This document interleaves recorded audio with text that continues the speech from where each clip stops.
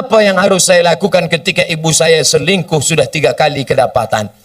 Apakah saya boleh membenci dan memarahinya? Apa yang sebaiknya dilakukan bapak saya, Pak Ustadz?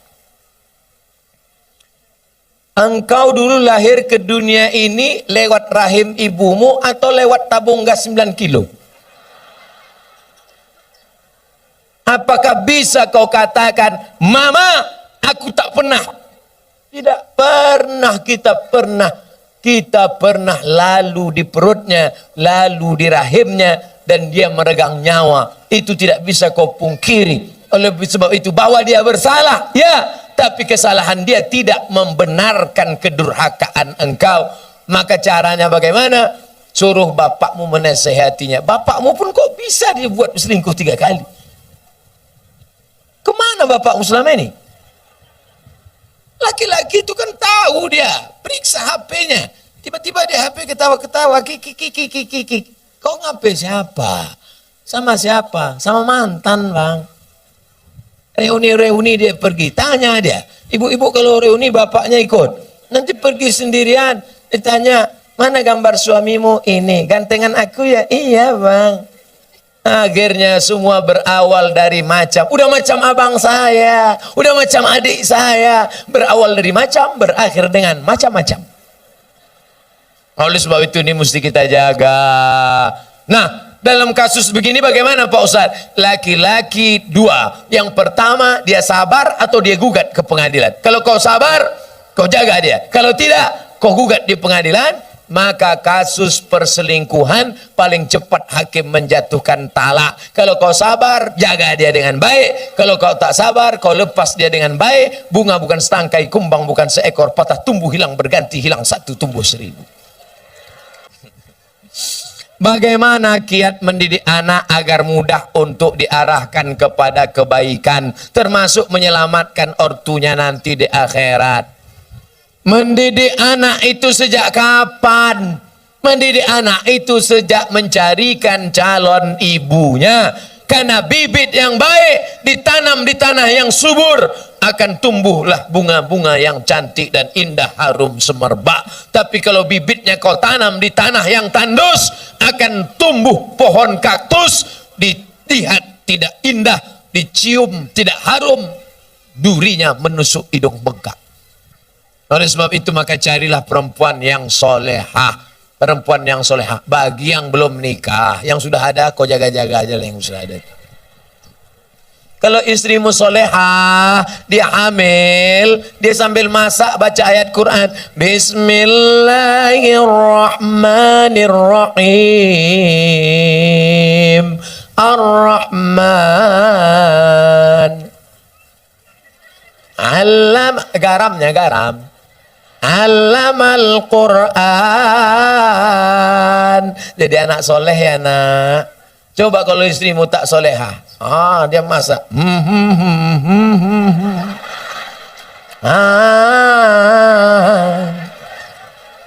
Garam tak ada.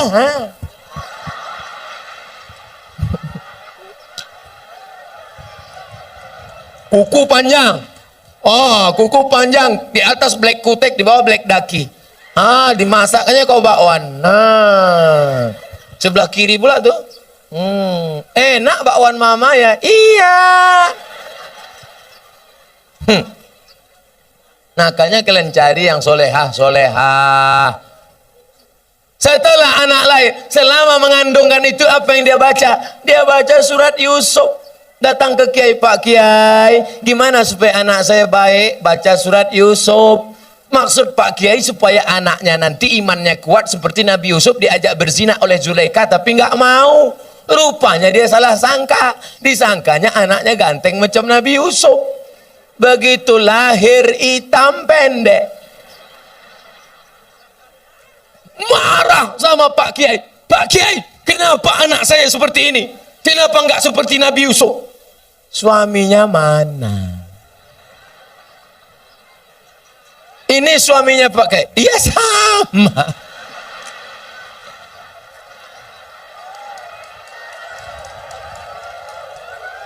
Maksud saya nyuruh kamu baca surat Yusuf Bukan anaknya ganteng macam Nabi Yusuf, tapi imannya kuat. Mohon maaf Pak Kiai, saya salah sangka. Ya nggak apa-apalah, udah terjadi, apa boleh buat Pak Kiai.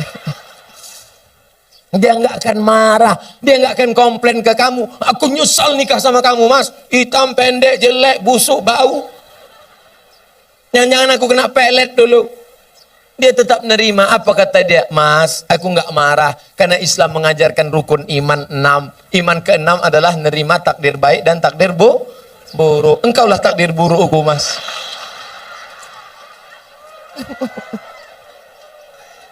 Dia ridho nerima. Dia tidak akan marah mencaci maki engkau.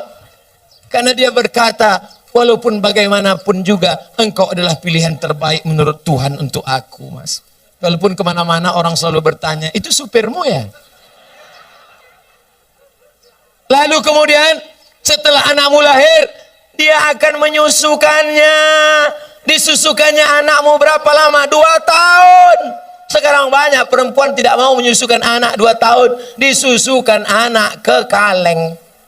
Makanya anak pulang sekolah bukan meluk ibunya, meluk kaleng. Tanya Bu Dokter, tanya Pak Dokter Andi Sopyan, apa kata dokter? Coba tengok dinas kesehatan, susukan anak Anda 6 bulan berturut-turut, ASI eksklusif. Insya Allah otaknya akan cerdas, tubuhnya akan sehat, tidak terkontaminasi penyakit. Dulu kita mandi di sungai 6 jam mandi sampai biru bibir, nggak ada batuk, nggak ada demam. Air susu ibu membuat kita kuat, imun kita sehat. Anak sekarang ngelihat mendong aja bersin.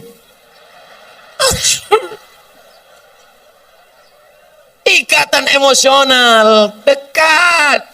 Anaknya disusukan ibu. Ibu yang menyusukan anak untuk menghindari kanker payudara. Ibu yang menyusukan anak sekaligus keluarga berencana. Ibu yang menyusukan anak, kedekatan emosional antara ibu dan anak. Makanya anakmu jauh dia tetap nelpon, mama mau makan apa, nanti adik bawakan makanan ya. Anak yang tidak kau susukan, kau titip uang pun dia lupa. Mana titipan mama tadi? Nggak ingat, ma. Lupa. Jangan heran. Kenapa? Karena hubunganmu dengan dia sudah lama putus. Lalu kemudian setelah itu dijaganya. 2 tahun pertama susukan. 2 tahun kedua lari-lari, lompat-lompat. 2 tahun ketiga mulai dia mengajarkan surat-surat pendek. Anak sambil motong-motong bawang, motong-motong cabai. Bismillahirrahmanirrahim. Qul huwallahu ahad. Akhirnya dia ajak sholat. Sekarang kita ketemu perempuan di tepi jalan. Umur 5 tahun. Lipstiknya tebal, rambutnya pirang 3 warna. Merah, kuning, kelabu. Kuteknya merah. Kira-kira anak umur 5 tahun ini yang ngajar siapa? Emaknya. Al-ummatul ula. Ibu adalah pendidik pertama. Sekolah sebelum S1, S2, S3. Pendidik kita yang pertama adalah ibu. Tadi waktu saya makan ada anak kecil berjilbab panjang, Ustadz, anak kecil mencium tangan saya, anak kecil ingin duduk dekat saya. Kenapa? Karena anak-anak ini dilahirkan oleh ibu-ibu yang soleha. Di mana ibu-ibu soleha itu berada? Di Bontang. Wahai laki-laki yang ingin mendapatkan istri soleha, datanglah kalian ke Bontang. Yang sudah nikah jangan lagi. Lalu Pak Ustadz selanjutnya, sampai kapan anak ini engkau jaga? Perempuan tidak pernah berhenti bertanya, kamu sedang di mana, jalan sama siapa, pulang jam berapa, duit yang kemarin mana, ketika perempuan berhenti ngomel, berhenti merepet, berhenti bicara, saat itu kiamat sudah terjadi pada anak-anak kita. Jangan sampai diam saja. Bu, saya bawa anaknya ya, bawalah. Sampai pagi ya bu, enggak apa-apa. Anaknya hamil bu, ya enggak apa-apa. Jangan sampai kalian laki-laki harus gagah perkasa, perempuan juga harus menjaga. Pak, saya bawa anaknya sebentar jalan-jalan ke kota. Jangan. Ibu juga harus begitu. Bu, kami bawa. Jangan. Jangan sampai bapak bilang, jangan. Sekali tidak. Datang ibu dari belakang. Bawalah, kita dulu lebih parah daripada itu. Rusak anak-anak kita. Harus kita jaga generasi ini insya Allah. Ustadz, bagaimana cara menghadapi istri yang suka marah?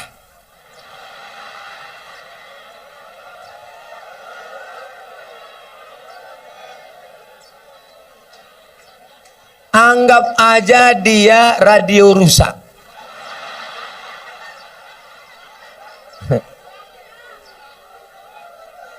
Nikmati aja.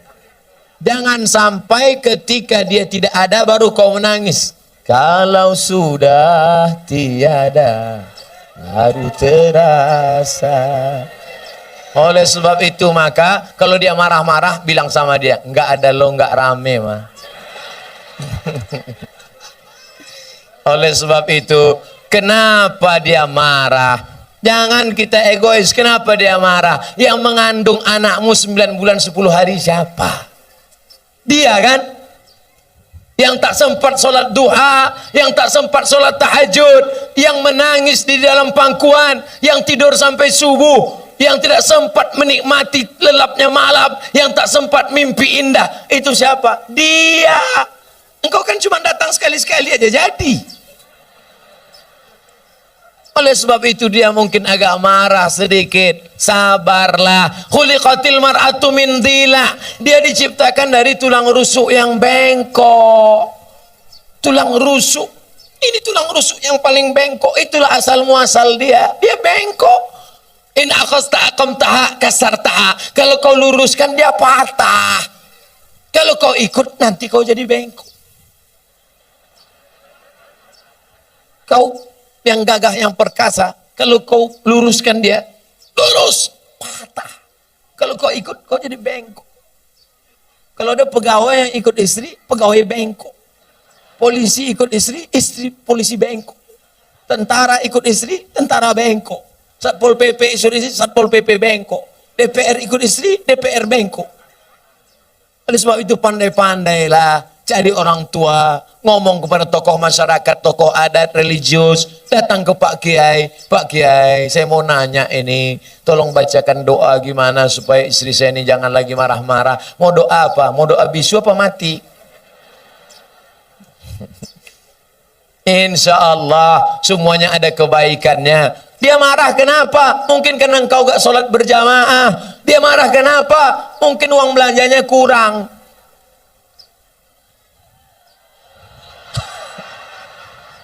Saya mancing dikit aja.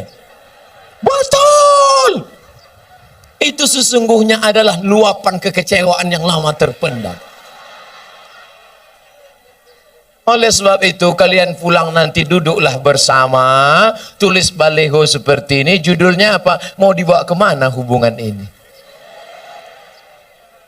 Oleh sebab itu insya Allah kalian berdua ini sebenarnya siapa yang mempertemukan kalian? Allah. Pulang dari sini katakan, Mama, aku tak pernah mencarimu, kau pun tak pernah mencari aku. Allah mempertemukan kita. Apa jawab dia? So sweet, Pak. Oleh sebab itu maka kalau dia marah-marah sedikit, tinggal kau nikmati, kau dengarkan aja. Kalau kira-kira kau kecewa, ambil kapas, sumbat telingamu. Hidupkan earphone. Udah selesai? Belum? Pasang lagi ya.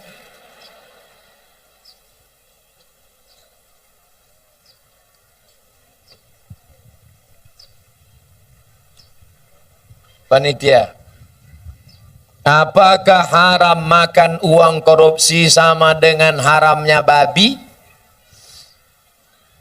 Mana pula sama babi sama korupsi? Kalau kau ambil babi, kau panggang, kau kasih kecap, kau makan, itu yang dosa kau sendiri. Tapi kalau korupsi kau makan, kau mesti kembalikan uang ini kepada orang pemiliknya. Kalau kau makan babi, di akhirat kau nggak perlu nyari babi. Tapi kalau korupsi, kau mesti cari orang itu. Kalau kau korupsi satu desa, berarti satu desa mesti kau cari. Kalau kau cari korupsi satu provinsi mesti kau cari. Kenapa Ustaz tak sebutkan satu kota? Ada Bu Wali di sini. Nggak mungkin Bu Wali korupsi. Beliau dokter. Kalau mau dia cari duit nggak perlu jadi wali kota. Diambilnya aja senter sama senter kecil sama martil kecil, selesai. Oleh sebab itu maka kalian yang sudah pernah korupsi, maka uang korupsi itu dihitung, serahkan ke lembaga yang dinikmati orang banyak, panti jompo, anak yatim, fakir miskin, masjid. Dulu kau korupsi berapa? 100 juta. Hitung balikkan. Nanti kalau pengurus masjid nanya, kok banyak kali? Ambil aja Pak Ustaz tanya-tanya. Jadi nggak perlu ini aku serahkan 100 juta karena korupsi dulu tunai. Nggak usah, nanti ditangkap KPK. Jelas? Ada orang nanti mati di hadapan Allah, puasanya banyak, sholatnya banyak, hajinya banyak, tapi ternyata amalnya itu habis. Kenapa? Diambil orang yang pernah dia aniaya, pungli, kutipan liar, korupsi, sogok, habis amalnya, diambil di akhirat. Oleh sebab itu kita tulus, ikhlas, bersih, sebersih-bersihnya menghadap Allah Subhanahu wa taala. Mudah-mudahan kita dibersihkan Allah dari segala macam nih. Amin. Hidup ini bukan sebentar, bukan lama saudaraku. Hidup ini hanya sejenak saja. Seperti orang yang bernaung di bawah pokok kayu sementara hujan. Hujan berhenti, kita pun berlalu. Habis ini kita akan pindah ke alam barzah, alam kubur. Setelah itu kita pun akan masuk dalam surga Allah. Mudah-mudahan kita diselamatkan dari neraka jahanam. Amin. Pak Ustadz, bagaimana menyikapi suami yang pindah agama selain Islam? Apakah saya harus minta cerai atau harus pertahankan rumah tangga? Suami yang murtad, maka kau tidak perlu minta cerai. Cerainya automatically. Automatically itu apa Pak Ustadz? Otomatis. Kalau suami yang mencerai namanya tolak. Pakai kop, tolak. Kalau pakai kap, tolak jatuh. Tolak. Kalau istri yang menggugat, namanya khulu. Tapi kalau otomatis fasah, namanya fasah. Otomatis. Apa itu? Suami yang murtad nggak perlu dituntut, otomatis sudah cerai. Istri yang murtad otomatis. Makanya kalian wahai anak lajang, anak gadis, kalau mau nikah yang dicek pertama adalah agamanya. Jangan yang kau cek pertama saldonya. Ustadz Somad, anak saya dokter, mantap, mau nikah. Calon mantu saya ragu sholat apa enggak. Gimana cara ngetesnya Pak Ustadz? Suruh ketemuan jam 12 siang hari Jumat. Mas, kita ketemuan hari Jumat jam 12 ya. Mohon maaf, untuk yang satu ini tidak bisa. Karena aku harus sholat Jumat. Terimalah dia. Tapi kalau dia bilang, oke. Tapi tes ini tidak bisa dipakai lagi karena soal sudah bocor. Nanti saya kasih soal yang baru. Saya banyak soal-soal. Bisa kita bicara 4 mata Pak Ustadz. Jangankan 4 mata, 3 pun bisa kita bahas. Agamanya dulu. Wahai laki-laki, kalau kalian mau meminang perempuan, tengok agamanya. Wahai para wali, perempuan tidak langsung nerima laki-laki. Perempuan itu tidak langsung sama laki-laki. Dia harus ada walinya. Yang menerima si laki-laki itu 6. Bapakmu, kakekmu, abangmu, adikmu, pamanmu, abang ayahmu, adik. Dia tanya. Makanya perempuan itu ditanya, "Nduk, anak perempuan, maukah engkau menerima laki-laki ini?" Kalau perempuan itu diam, berarti tanda setuju. Dulu anak gadis diam. Anak gadis sekarang mau jawab iya aja atau iya banget ya. Nah, kalian perempuan, yang pertama dilihat dari laki-laki adalah din agamanya, wa khuluqahu, baik agamanya, baik akhlaknya, terima dia. Tapi kalau perempuan yang dilihat apa? 4. Tungkahul mar'atu li 4. Perempuan dinikahi karena 4. Mal, kaya, wali hasabiha, keturunan bangsawan, bangsa yang hidup di awan. Wali jamaliha, cantik. Wali diniha, karena agamanya. Ustadz Somad, ya, saya mahasiswa Ustadz dulu di kampus. Udah tamat kuliah? Sudah Pak Ustadz. Udah kerja? Udah Pak Ustadz. Udah nikah? Belum Pak Ustadz. Kenapa belum nikah? Nyari yang ada empat-empatnya. Bisa Ustadz carikan Ustadz. Kalau ada empat-empatnya ngapain ku kasih ke kamu? Jangan kau cari karena cantiknya, karena wajah perempuan akan berubah. Kemarin kami baru reuni. Baru ketemuan reuni 20 tahun gak ketemu. Dulu imut-imut, sekarang lisut. Bunga, bagaimana tabiat bunga? Bunga kuntum mekar harum cantik kuning layu mati. Ada bunga yang tak layu, bunga plastik. Makanya banyak perempuan sekarang wajahnya plastik semua. Pipi plastik, dagu plastik, hidung plastik. Ini alis apa bulu mata? Plastik, ulontik bukan main. Ada orang bakar sampah, layu.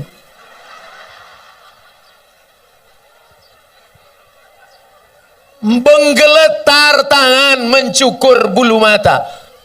Mau pergi undangan, salah potong, hilang semua. Kawan udah mulai nelpon, gimana? Jadi kita berangkat. Wah kacau ini. Hilang, nggak mungkin pergi satu. Hilang kan dua-duanya. Hilang. Gimana? Waduh kacau. Gimana ini? Mau ditempelkan ijuk sapu? Nggak mungkin. Untung ada spidol whiteboard. Makasih ya Pak, memang kau penyelamatku. Rupanya spidolnya nggak permanen. Sampai di tempat undangan sambal udangnya pedas, kipas angin mati, meleleh. Ambil tisu, lupa, panas ya, iya panas. Semua orang senyum. Kok tiba-tiba orang ini ramah ya? Senyum. Senyum, semua senyum.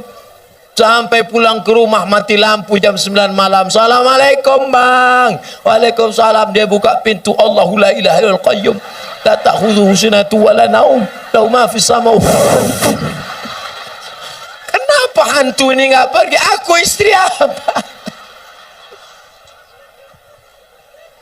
Inilah bahayanya. Kalian anak muda boleh tertawa sekarang, tapi ini bisa saja terjadi pada istri kalian. Maka pilihlah perempuan-perempuan bontang yang solehah, yang religius, yang agamis. Takbir.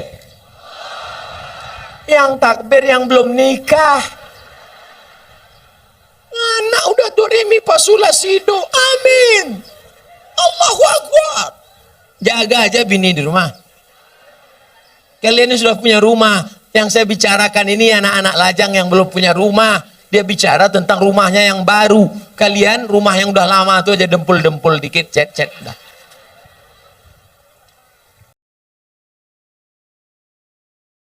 Pertanyaan terakhir. Ustadz, apakah haram? Oh ini pertanyaan yang tadi, udah tadi. Maka di akhir majelis ini, ada 3 lagi. Masya Allah. 15 menit lagi, 2 jam saya ceramah. Sebelum lanjut, jangan lupa dukung terus channel Hijrah Reaction. Terima kasih. Saya tahu dari mana? Melihat jam dan rasa kesemutan kaki. Apa hukum keluar 3 hari bersama jamaah tabligh? Keluar 3 hari jamaah tabligh. Apa hukumnya? Di India, jamaah tabligh itu dari India. Namanya Maulana Ilyas dan Maulana Zakaria Kandahlawi. Di India nggak bisa tabligh akbar begini. Di India nggak bisa tabligh akbar begini. Kalau tabligh akbar begini, datang Amitabh Bachchan, Sanjay Dutt, Hema Malini, Rani Mukherjee, hafal juga Pak Ustaz. Nggak bisa. Maka ijtihad Maulana Ilyas Zakaria Kandahlawi, mereka datang dari rumah ke rumah. Dakwahnya dari pintu ke pintu, door to door. Assalamualaikum. Waalaikumsalam. Kya hal hai? Tike kuch kota hai. Kya hal hai artinya apa kabar? Tike artinya kabar baik. Kuch kota hai judul film. Saya pun nggak tahu apa itu. Acha. Saya paling bingung ngomong sama orang India. Antara iya dengan tidak goyang kepalanya sama. tanya, ke saya tinggal di hotel kamar berapa? Aja kata dia. Lantai 3 apa 4? Aja kata dia. Maka ini datang dari India. Mereka ulama-ulama ahli hadis. Siapa yang kaya, punya duit banyak, kerja tidak mengikat, 3 hari datang ngajak ke pintu. Assalamualaikum, waalaikumsalam. Ayo ke masjid ya. Ayo datang pengajian ya. Mereka inilah yang berdakwah di jalan Allah. Abdul Somad ceramah ke Bontang. Kenapa? Karena diundang Pemko. Abdul Somad ceramah ke Bontang. Kenapa? Karena diundang Bada LNG atau LNG Bada. Tapi mereka yang datang rumah ke rumah, ada yang undang mereka? Tidak ada. Ada proposal untuk mereka? Tidak ada. Mereka datang lillahi ta'ala. Ini jamaah tabligh aliran sesat, Pak Ustaz. Kenapa sesat? Karena mereka berjenggot. Nabi Muhammad berjenggot. Karena mereka bersorban. Nabi Muhammad bersorban. Karena mereka pakai jubah. Nabi Muhammad pakai jubah. Kenapa Ustaz nggak pakai jubah? Ini orang ramai narik-narik. Kalau sempat saya pakai jubah, tanggal jubahnya. Maka saya pakai celana biar supaya cepat lari, nanti selesai ceramah langsung masuk mobil pulang.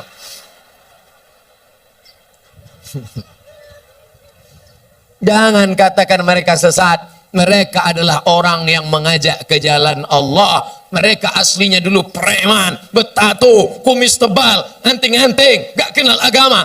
Tapi datang jamaah tabligh di terminal, ini preman. Datang, berimu, tato besar, gambar ular kobra. Datang itu jamaah tabligh, memukul ular kobranya. Hei, ayo ke masjid. Berani ente ngajak saya? Besok dia datang lagi. Lama-lama preman ini tersentuh. Datanglah dia ke masjid. Ini bukan cerita bohong. Ini bukan cerita yang diada-adakan. Seorang preman di kampung saya, rambutnya panjang, punya meja biliar, tidak pernah sholat. Akhirnya saya pulang dari Mesir, dia yang jadi imam di masjid. Bismillahirrahmanirrahim. Saya heran, siapa ini? Assalamualaikum warahmatullah. Yang punya meja biliar. Saya tanya, abang gimana ceritanya tobat? Ustadz nggak pernah menceramahi aku nggak pernah datang ke masjid, aku nggak pernah dengar khutbah, aku nggak pernah nengok tabligh akbar. Tapi ada orang yang datang ke meja biliarku mengajakku. Siapa itu? Inilah dia jamaah tabligh. Berapa banyak orang dapat hidayah karena mereka. Kalau engkau belum sanggup seperti mereka, jangan ejek olok-olok mereka. Ini banyak orang ngejek. Apa itu? Itu jamaah kompor. Apa itu? Itu jamaah KUPJ. Apa itu KUPJ? Kelompok Ustadz Panjang Janggut. Oleh sebab itu maka mereka dakwahnya lembut. Assalamualaikum Pak Haji. Waalaikumsalam. Ayo ke masjid ya Pak Haji. Jangan ajak-ajak saya. Kamu belum lahir, saya sudah haji. Apakah mereka jamaah tabligh berhenti? Mereka besok ajak lagi. Assalamualaikum Pak Haji. Waalaikumsalam. Ayo ke masjid ya Pak Haji. Kan sudah aku bilang kemarin. Ini kening sudah sujud 1000 kali di Masjidil Haram. Catatan amal sudah penuh. Aku tinggal masuk surga aja lagi. Tinggi sana, pergi. Masjid kalian yang jelek itu nggak level ya. Hari ketiga mereka datang lagi. Assalamualaikum Pak Haji. Apa? Mau ngajak lagi? Mau ngasih tahu Pak Haji. Nanti kalau Pak Haji mati kami biarkan ya. Akhirnya Pak Haji pun ke masjid juga. Oleh sebab itu maka dakwah mereka lembut. Apa pernah jamaah tabligh marah-marah mengkafirkan? Enggak. Mereka datang ngasih siwak, minyak wangi, ngasih sorban, ngasih parfum. Ayo ke masjid Pak Ustaz. Kalau enggak setuju, mereka enggak marah. Apa pernah jamaah tabligh marah sama saya karena saya enggak berjenggot? Enggak. Apa pernah mereka mengatakan, yang enggak berjenggot masuk neraka? Jangan kelahi gara-gara jenggot. Jamaah tabligh berjenggot DJ. Aku ngeliat ente berjenggot kayak kambing. Yang berjenggot juga marah. Aku kambing, kau nggak berjenggot anjing. Akhirnya berantem anjing sama kambing. Yang senang siapa? Musang berbulu ayam. Mereka nanya, kenapa mereka kelahi? Gara-gara jenggot. Di masjid lagi. Iya, untung kita nggak ke masjid. Rusak persatuan. Itu tidak terjadi di Bontang. Kenapa? Karena Bontang tertib agamis. Mandiri, aman, nyaman. Kalau terjadi mungkin di dekat-dekat perbatasan luar Bontang. Salatullah, salam. Assalamualaikum warahmatullahi wabarakatuh.